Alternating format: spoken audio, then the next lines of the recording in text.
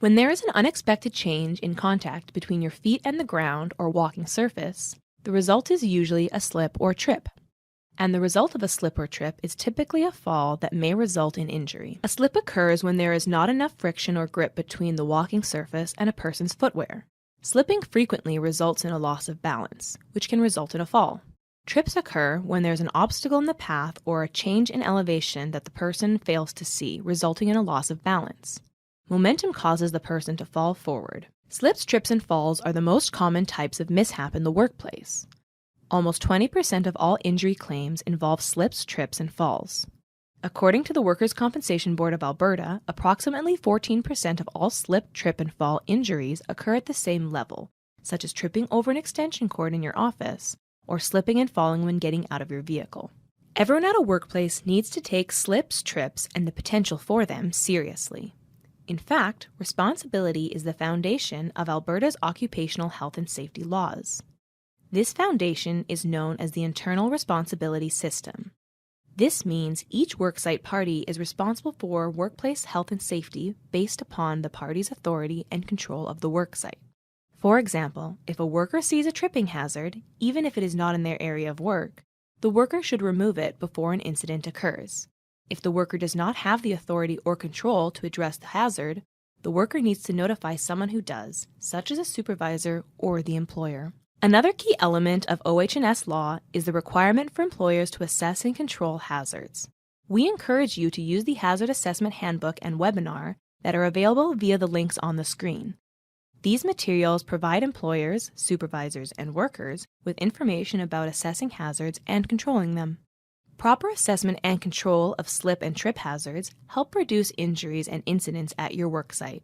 If you are unfamiliar with hazard assessments, you may wish to pause this video and review the information prior to returning. It is very important that all workers and employers be trained and educated on recognizing hazards related to slips and trips in their workplace. This includes selecting suitable walking surfaces, having proper housekeeping standards, and wearing proper footwear to prevent slips and trips. See the other videos on housekeeping and footwear for additional information at the links on the screen. Many workers are not aware that they can contribute to the risks of slips and trips through typical work tasks.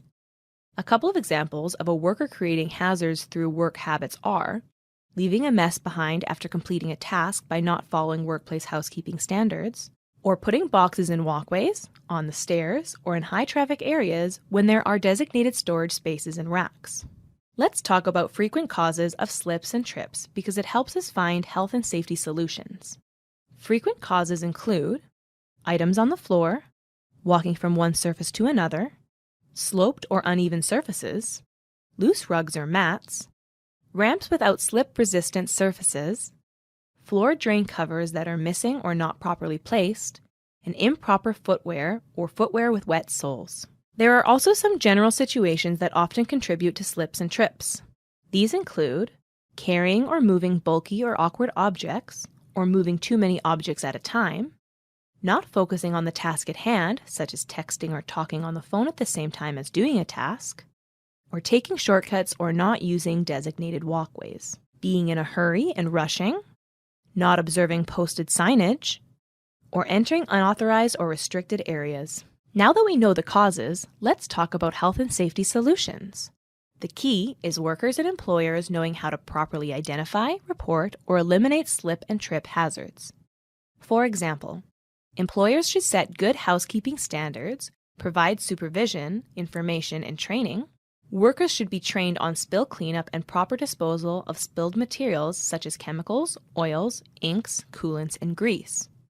Workers should be trained on how to prevent slips and trips on icy, wet, or unstable conditions such as loose gravel or sand. Employers and workers should ensure they are using footwear appropriate to the surfaces they will walk or work on. People take upwards of 10,000 steps a day.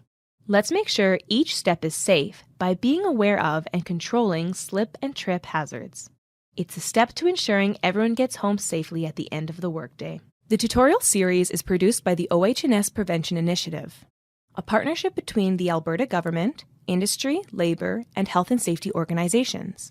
The following organizations contributed to this tutorial.